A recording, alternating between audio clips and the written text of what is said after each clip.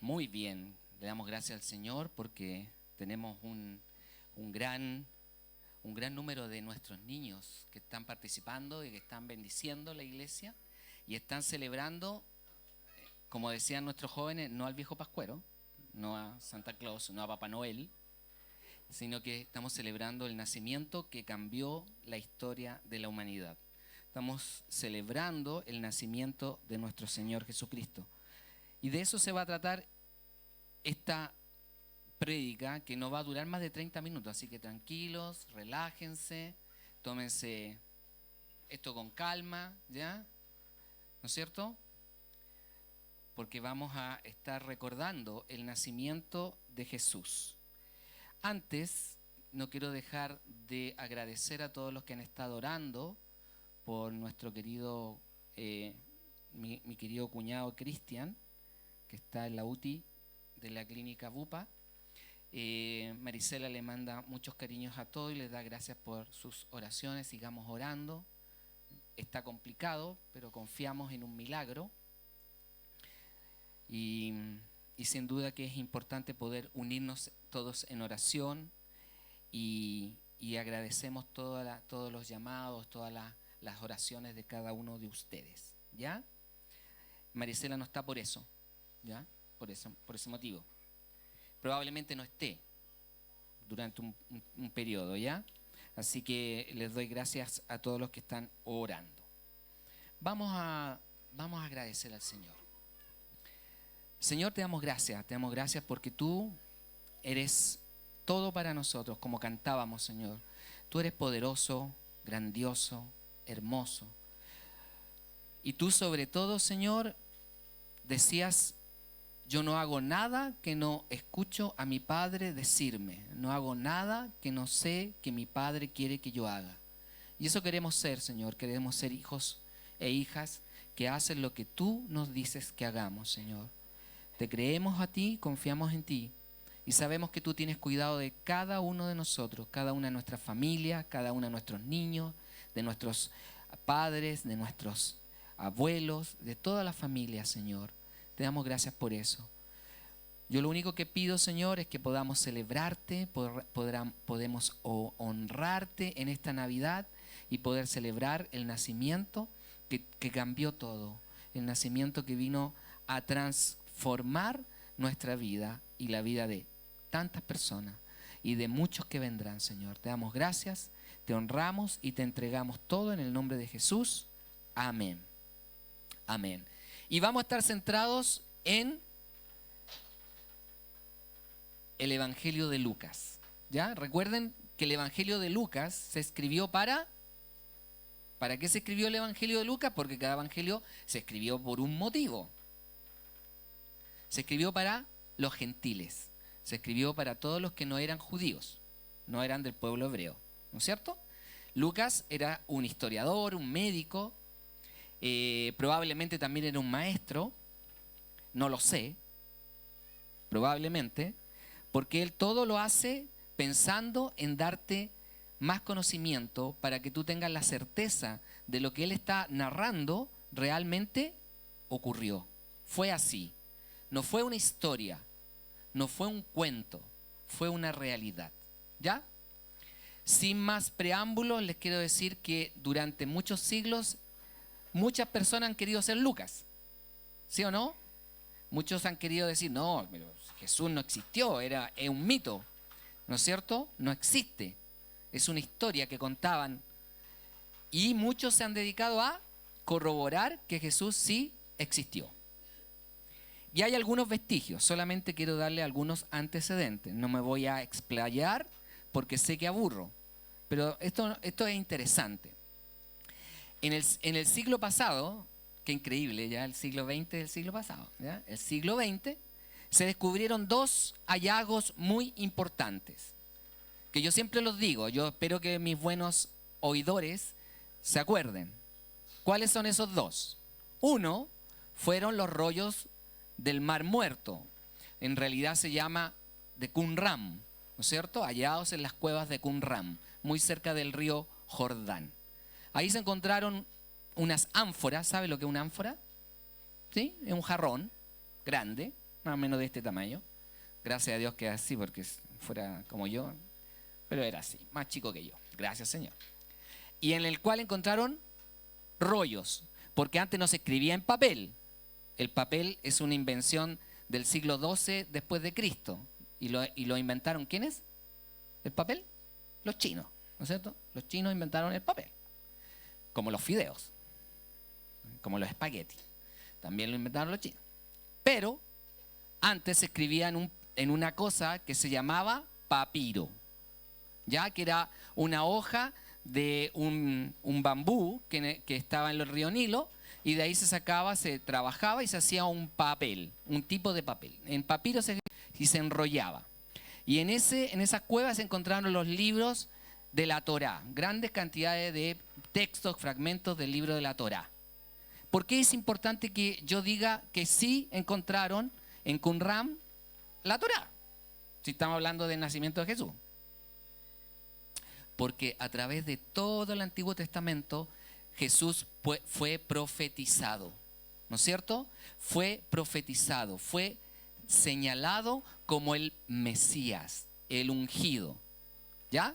El Mesías, eso significa Mesías, el ungido, el ungido. ¿Estamos claros hasta ahí? El segundo, porque dije que eran dos hallazgos, ¿no es cierto? El segundo es una piedra. Es una piedra que se le conoce como la piedra de la zona de, si no me quiero equivocar, ¿ya?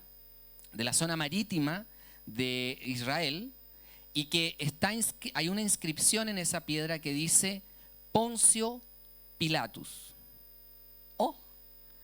Y está datada en el siglo II después de Cristo.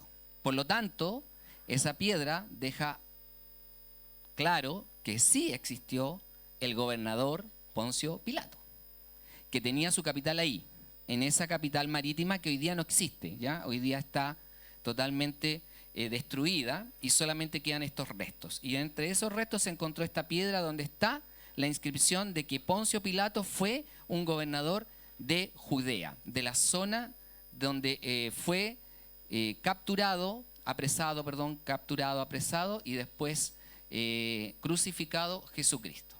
Aparte de eso hay unos textos escritos de algunos escritores, ¿no es cierto?, como Josefo, ya, que dan cuenta también de un Mesías que murió en una cruz. Ahora, ¿era el único Mesías de esa época?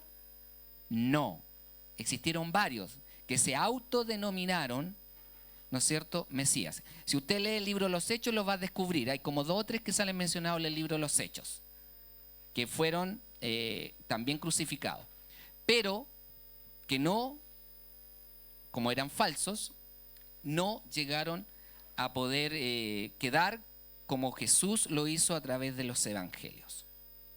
Así que vamos a la historia. Vamos a leer Lucas capítulo 2. Y de ahí voy a ir desarrollando en pocos minutos esta historia que cambió el mundo y lo transformó. ¿Qué dice? Yo voy a leer la Biblia Dios habla hoy. ¿Ya? ¿Qué dice? Lucas 2. En esos días, el emperador Augusto ordenó que se levantara un censo de todo el mundo habitado. Este primer censo se levantó cuando Cirenio era el gobernador de Siria. Por lo tanto, cada uno tenía que ir a inscribirse a su propio pueblo. Entonces, José también salió del pueblo de Nazaret de Galilea. Se fue a Judea. ¿Cuánto queda entre Nazaret y Belén? 128 kilómetros. Eso es lo que hay. ¿Cuánto es 128 kilómetros? Es como ir de aquí a mi querida ciudad de Quillota, ¿ya? Viña queda a 119, ¿ya? Viña queda a 119, Valparaíso a 116 y Quillota a 128, 127 kilómetros de distancia. Es como ir de aquí a la quinta región, ¿ya? Al pueblo del rey David. Ahí había nacido también David, porque era descendiente de él, José. Se registró con María, quien estaba comprometida. Mire, quien estaba comprometida con él. Comprometida. Para el que no entienda este concepto, les invito a que vean una película que se llama La Natividad.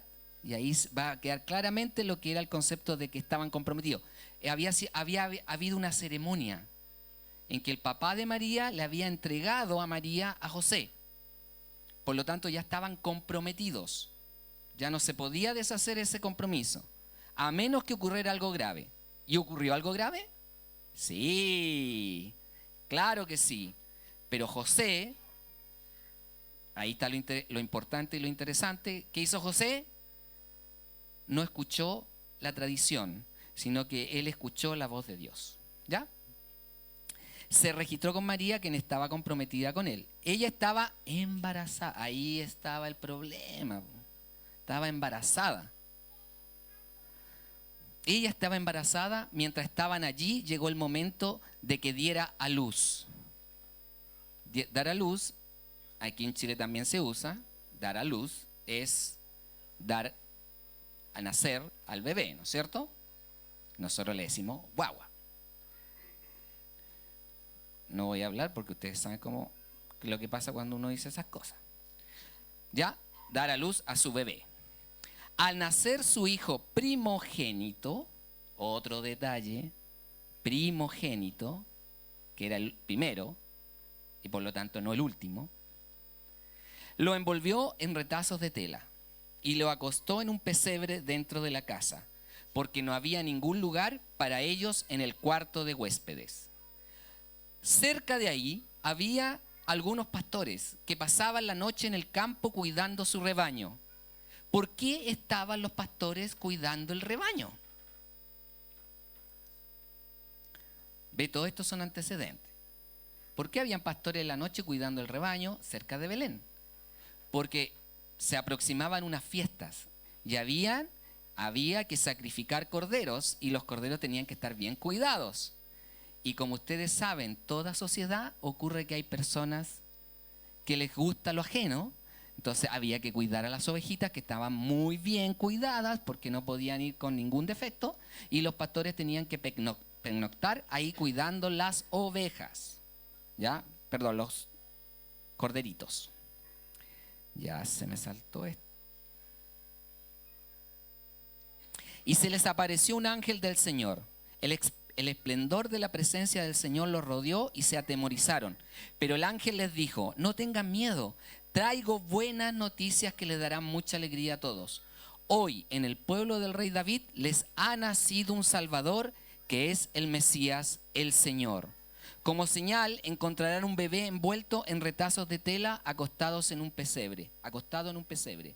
De repente, junto al ángel, apareció una gran multitud de ángeles del cielo y todos alababan al Señor, como lo hemos hecho hoy día en la tarde, ¿no es cierto? Alaben a Dios en los cielos, que haya paz en la tierra para la gente que agrada a Dios. Cuando los ángeles se fueron al cielo, los pastores se dijeron entre ellos: vamos a Belén a ver lo que ha sucedido y lo que el Señor nos ha anunciado. Así que fueron deprisa y encontraron a María y a José y vieron al bebé acostado en el pesebre. Cuando los pastores lo vieron, les contaron a todos lo que le había dicho acerca del niño. Todos los escucharon y se asombraron de lo que los pastores les contaron. Pero María reflexionaba sobre todo esto y trataba de entenderlo. Después los pastores regresaron alabando a Dios por su grandeza, por todo lo que habían visto y oído. Y todo había sucedido como les había dicho. Amén. Amén. Qué palabra.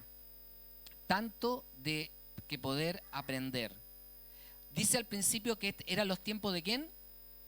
De Augusto César.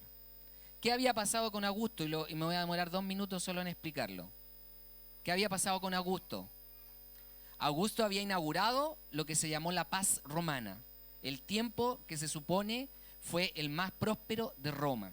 Después de haber derrotado a su amigo, entre comillas, como todos los amigos parece, amigo Marco Antonio, perdón Marco Antonio, ¿ya? Pero aquí saliste a la luz.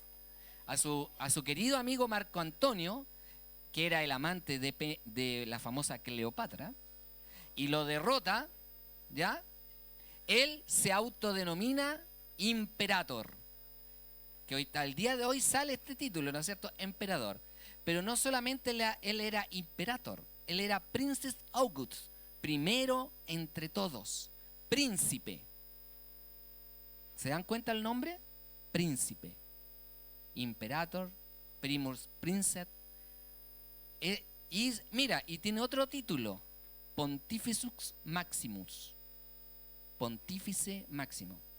Él tiene tantos títulos que es increíble como uno no entiende de dónde viene. Bueno, muchos de los títulos actuales vienen de los títulos que se autoasignó Augusto, ¿ya? Augusto era no era hijo natural de nadie, él era un adoptado, porque en Roma se usaba mucho la adopción legal, ¿no es cierto? La adopción legal. Uno podía adoptar a un sobrino y darle su apellido, ¿ya? Así que Augusto había tenido el apellido de Julio César, por lo tanto se sigue la línea de la familia de los Julios, ¿ya? Entonces, este Augusto se había autoasignado todos estos títulos y él manda un censo, porque él dijo, yo tengo que saber todo lo que pasa en mi imperio y a todos les voy a cobrar un pequeño, una cosa poca, un impuestito, ¿ya? Por lo tanto, todos tienen que estar censados y a todos los mandó a censarse. Por eso que da este antecedente Lucas, ¿no es cierto? Porque era importante que uno entienda que en este tiempo el emperador tenía ese poder. Pero quiero darle solo un antecedente.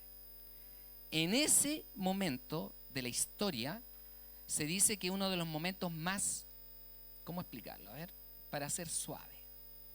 No quiero ser directo, ser suave. Había una licencia para hacer de todo. ¿Hay niños aquí o no? Que puedan entender. Es fuerte, lo que voy a decir es fuerte. Lo tengo que decir. En ese tiempo, si una familia tenía hijos, importaba mucho el sexo del hijo. Porque si no era hombre, ¡pum!, para afuera. ¿Sí? Porque lo que importaba era seguir la línea, ¿no es cierto? Entonces, muchas veces tú veías muchos niños en las calles, porque las familias solo esperaban varones. Los famosos patricios, los pater. Por eso viene el nombre padre, pater, patricio, viene de ahí, pater, del hombre, ¿no es cierto? Porque era una sociedad que llevaba el apellido del varón. Y las viudas igual, y todos aquellos que habían sido despojados de derechos era lo mismo. Eran dejados de lado, nadie los alimentaba, por ejemplo, no tenían beneficencia ni ayuda social, no existían nada de ningún tipo FONASA, ISAPRE, nada. Ahí quedaban, ¿ya? En ese tiempo también había mucha inmoralidad. Es cosa de ver y leer algo sobre Calígula, sobre Nerón, ¿no es cierto? Si alguien te caía mal, iba y lo envenenabas, no había ni un problema, para nada. Si había un senador, un cónsul que estaba haciendo algo que todos lo veían mal, iban y lo asesinaban. Acuérdense lo que le pasó a Julio César, que su propio sobrino terminó matándolo, Brutus, ¿no es cierto? Y está la famosa frase de Julio César, ¿tú también, Brutus? Sí, tú también, Brutus. Eso dice la historia, ¿ya? Por lo tanto, era una sociedad que estaba totalmente corrompida. ¿Y qué pasó en esa noche? En esa noche, donde la sociedad estaba totalmente enajenada, creyendo que la estaba haciendo de oro, de lujo, en un pueblito, solo y sin nadie que los ayudara, van a ser en un pesebre Jesús. ¿Por qué? Porque tenía que cumplirse muchas de las profecías de que él iba a nacer humilde. Su corazón iba a ser, como él mismo lo dice, manso. No menso, manso. Muy manso. Humilde. ¿Para qué? porque era el rey, es el rey de paz, es el príncipe de paz. Él no puede venir a instaurar algo de manera violenta, sino que lo hizo de una manera totalmente, incluso yo diría que muy incógnitamente. María, una adolescente de 13, 14 años, queda embarazada. Socialmente en el pueblo judío eso era para apiedrarla, para que muriera apiedrada, ¿ya? ¿Y qué hace José? José igualmente la cuida y miren lo inteligente que fue José. ¿Qué es lo que hace? Se la lleva. Se la lleva. Ahí dice, y fueron a Belén, probablemente unos meses antes que naciera Jesús, y se la llevó embarazada. Precisamente para que pasara los últimos meses de embarazo en Belén. Ya, aproximadamente el viaje era como de 3 días, caminando, porque en esa época no se tenían caballos, ni carroza. Eran las personas de mucho más dinero los que tenían caballos y carrozas. Así que ellos iban a pie, caminando. Por lo tanto se demoraron 2 o 3 días. Y él la lleva con anticipación, porque José siempre se anticipó. Si lee la palabra, va a ver que José siempre se anticipó a los acontecimientos. Y se la lleva. Pero ocurrió que por el tema de las fiestas, por eso que los pastores estaban cuidando las ovejas, y por el tema del censo, ya no había lugar, dice ahí, en las posadas, ¿no es cierto? En las hosterías, en las casas de acogida. ¿Y dónde nace Jesús? En un pesebre. La tradición dice que este era, ustedes ven los pesebres, ¿cómo son los pesebres? Como de madera, ¿no es cierto? Bueno, no, en realidad este era un pesebre que era como una pequeña cueva que nacía de una roca, y ahí en medio de eso estaban los animales, y ahí es donde nace Jesús, ¿ya? Y estos pastores que estaban ahí viendo los carneros, los corderitos, para cuidarlos, ven que se abre el cielo, que baja un ángel, que les dice paz, porque ha nacido en este pueblo el Mesías, el ungido, el Salvador. Y se van y van a celebrar precisamente al niño que nació. Y quiero un poquito adelantarme, déjenme ubicarme, porque me adelanté bastante, ¿ya? Siempre me la gana el tablet, no sé por qué, pero siempre me la... Ahora sí me... Sí, no, sí. El problema está entre este espacio y el dedito que tengo acá, porque siempre pasa lo mismo. Y lo otro, hay muchos que dicen que no nació el 24, ¿no es cierto? ¿Han escuchado eso? Que no nació el 24.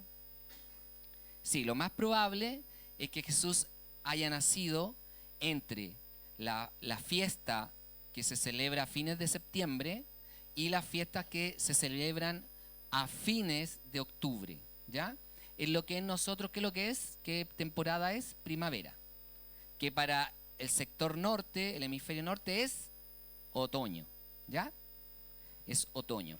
El otoño en esa zona de Judea es muy fresco, no es ni helado, pero es fresco, pero tampoco es de mucho frío, ¿ya? Por eso los pastores podían cuidar todavía velando a las ovejas. Aquí está.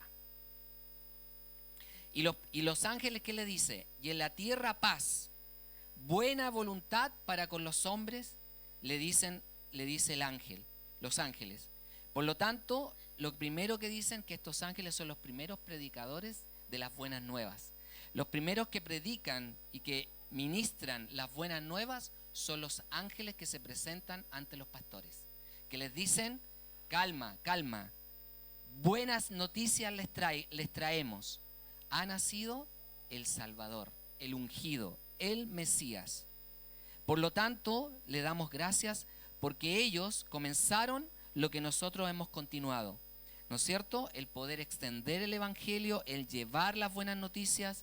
Hace poco tuvimos los bautismos, ¿no es cierto? Que es una bendición porque sabemos, al igual que Jesús cuando nació, que todo aquel que llega a los pies de Cristo es una bendición, ¿ya?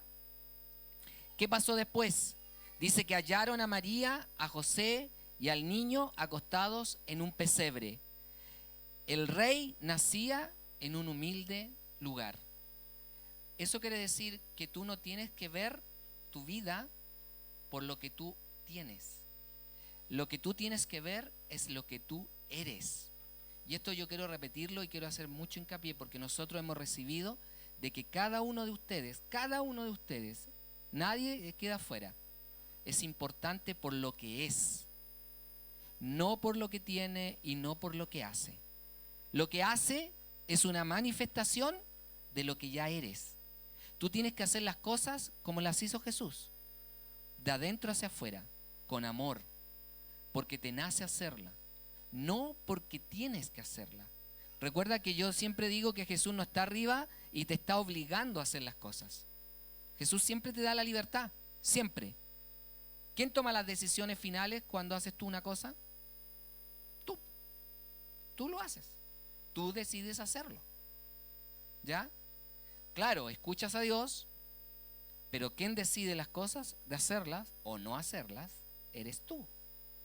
¿Ya? ¿Y Jesús qué decidió? Hacerlo. ¿Qué decidió? Callar. ¿Qué decidió? Amar. ¿Qué decidió?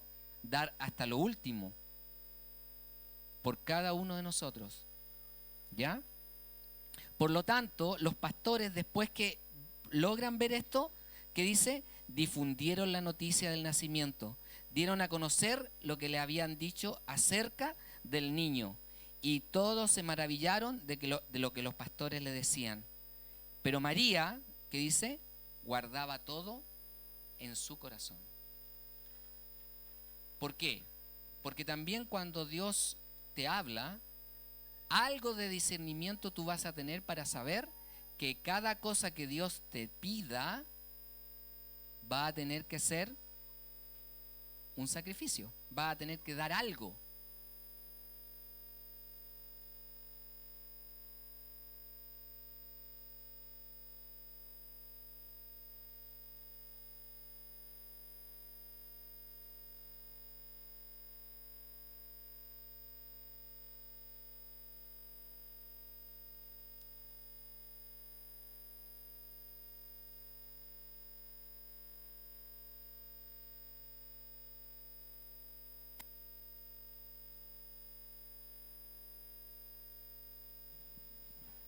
Ahí sí.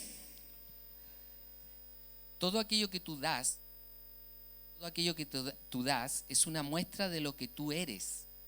Por eso tú tienes que darlo con, ¿cómo dice la palabra? Con liberalidad, sin ningún tipo de presión. Porque todo lo que uno da con liberalidad lo da de corazón, lo da de adentro. No lo da con una fuerza que te está pidiendo que tú des. Cada vez que tú sientas que tienes que dar algo, dalo. Porque sin duda es el Espíritu que te está colocando entregar. Y fíjate que yo no estoy hablando solo de cosas, estoy hablando de muchas otras cosas. Incluso de aquello que tus capacidades pueden hacer. Y aquí me voy a detener un minuto en agradecer a cada uno de los que han colaborado, de los que han apoyado durante todo este tiempo. Todo lo que tú has entregado, a veces hasta en silencio, a veces hasta en lo privado, Dios lo ve. Por eso, ¿qué dice la palabra? Que todo lo que tú hagas en privado, Dios lo va a respaldar y honrar en público. No eres tú, es Dios el que te va a respaldar. Es Dios. ¿Qué hizo Jesús? Cumplió lo que había que hacer y lo hizo tranquilo, callado. Y así también Dios lo levantó. El Espíritu Santo lo levantó. ¿Y por qué? Porque obviamente lo hizo con el corazón adecuado. Asimismo, igualmente estos pastores, dice, volvieron glorificando y alabando a Dios por todas las cosas que habían oído y habían visto como les habían dicho. Por lo tanto, este nacimiento cambió, transformó toda la historia. Un grupo de personas. ¿Cuánto eran? 120. Que se reunieron después de 50 días de que Jesús fue crucificado, fue muerto, fue sepultado, pero resucitó. Se levantaron con una fuerza que nadie más había visto. Entablaron una comunidad, ¿no es cierto?, en Jerusalén, y después en Samaria, y después en Antioquía, y después, y siguieron, y siguieron, y siguieron. A lo largo de 300 años, esos 120 lograron transformar ese imperio romano en donde nació Cristo. El imperio más grande y más poderoso que ha existido. Y quizás el más temible, por la calidad del ejército con el cual tenía, ¿no es cierto? Que estaba muy bien formado, que estaba muy bien trabajado, que tenía todas las estrategias. Pero aún así, estos 120 lograron derrotar a ese imperio. Esa es la fuerza del nacimiento de Jesús. Por lo tanto, nosotros celebramos a nuestro Señor con toda la alegría, con todo el gozo, así como lo han hecho los niños, como lo han hecho los adoradores, como lo haces tú, día a día, esforzándote, haciendo todo lo mejor para salir adelante. Ese es el mejor regalo. El mejor regalo eres tú. Cada uno de ustedes es el mejor regalo. ¿Y saben?